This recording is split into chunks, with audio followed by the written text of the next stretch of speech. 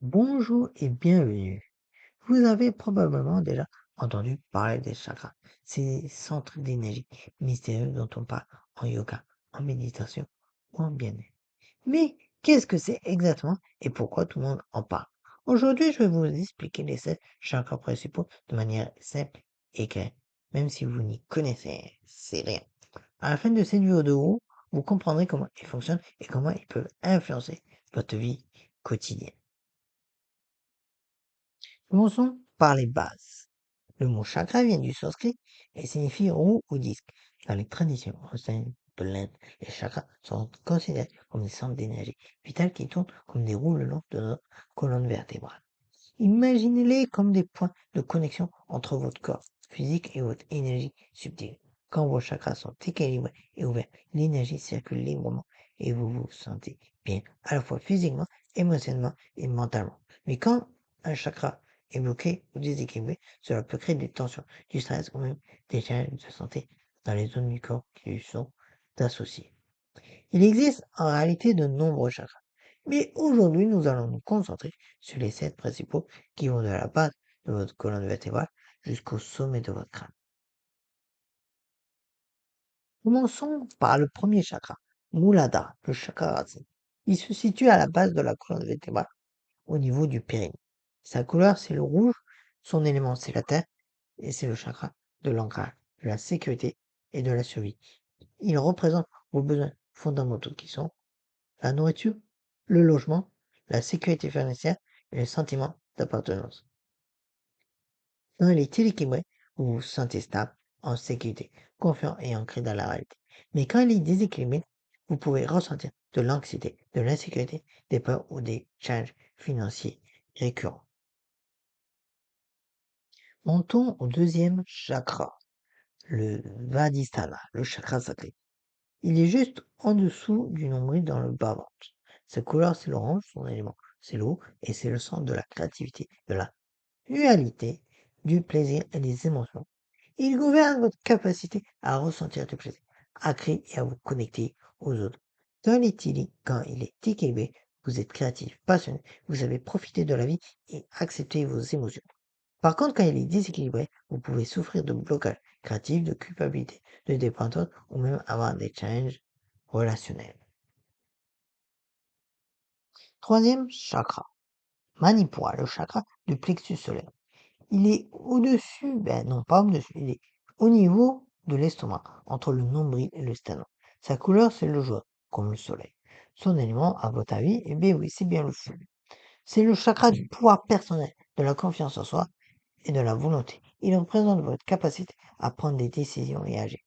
Quand elle est équilibrée, vous avez confiance en vous, vous êtes motivé, déterminé et vous avez le contrôle de votre vie. Mais quand elle est déséquilibrée, vous pouvez manquer de confiance en vous, être indécis et avoir peur du jugement ou au contraire être trop dominateur.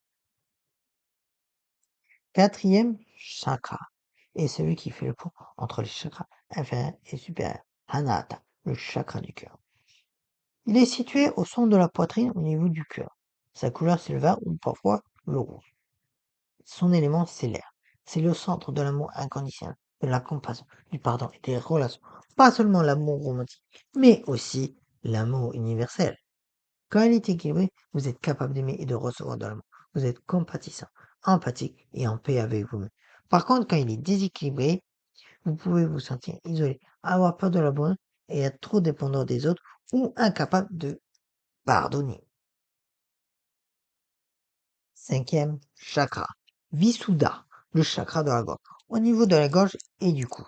Sa couleur, c'est le bleu clair. Son élément, c'est l'éther, ou même le son, certains disent. C'est le chakra de la communication, de l'expression de soi et de la vérité. Il gouverne votre capacité à exprimer vos pensées et vos sentiments authentiques. Quand il est équilibré, vous communiquez clairement. Vous exprimez votre vérité avec confiance et vous écoutez les autres. Par contre, quand il est déséquilibré, vous avez du mal à vous exprimer, vous gardez tout pour vous. Vous mentez pour éviter les conflits, ou au contraire, vous parlez trop sans écouter.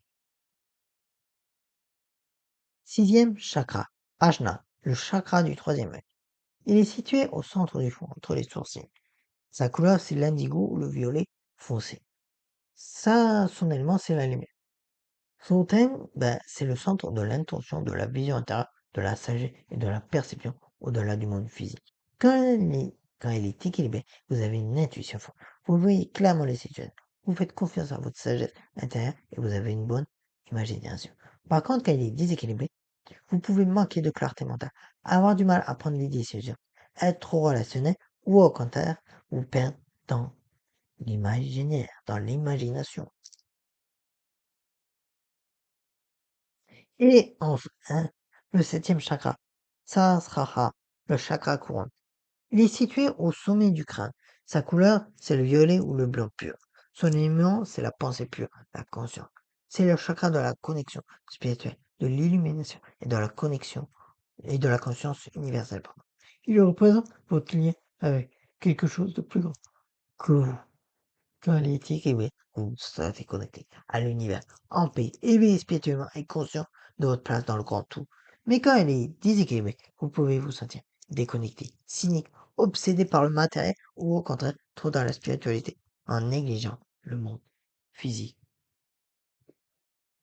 Maintenant, que vous connaissez les sept chakras, vous vous demandez sûrement comment les équilibrer. Voici quelques pratiques simples. La méditation en visualisant chaque chakra avec sa couleur et imaginez-le s'ouvrir comme une fleur. C'est d'ailleurs celle que j'utilise. Yoga, parce qu'il y a certaines postures qui ciblent des chakras spécifiques. Il y a aussi la respiration, des exercices de respiration consciente qui aident à faire circuler l'énergie. Il y a aussi les affirmations positives. Pour chaque chakra, répétez des affirmations qui correspondent à son thème. Il y a aussi l'écriture, parce que chaque chakra est associé à une certaine pierre. Par exemple, l'améthyste pour le chakra couronne. Il y a aussi les sons et mantras. Chaque chakra a une vibration vibratoire associée. Il y a aussi au niveau de l'alimentation. Mangez des aliments de la couleur du chakra que vous souhaitez équilibrer. L'important est de commencer doucement et être à l'écoute de votre corps. Voilà, vous savez maintenant l'essentiel sur les sept chakras. Pour résumer rapidement, le chakra racine pour votre sécurité, le chakra sacré pour votre créativité, le plexus solaire pour votre pouvoir personnel, le cœur pour l'amour, la gorge pour la communication, le troisième œil pour l'intuition et la couronne pour la spiritualité. Comprendre vos chakras, c'est un peu comme avoir une carte de votre monde intérieur. Cela vous aide à identifier où se trouvent vos blocages et comment retrouver votre équilibre. Si cette vidéo vous a plu, n'hésitez pas à liker et à commenter et à vous abonner pour plus de contenu sur le bien-être et la spiritualité. Et dites-moi en commentaire, quel chakra aimeriez-vous travailler en premier? À très bientôt et prenez soin de votre énergie.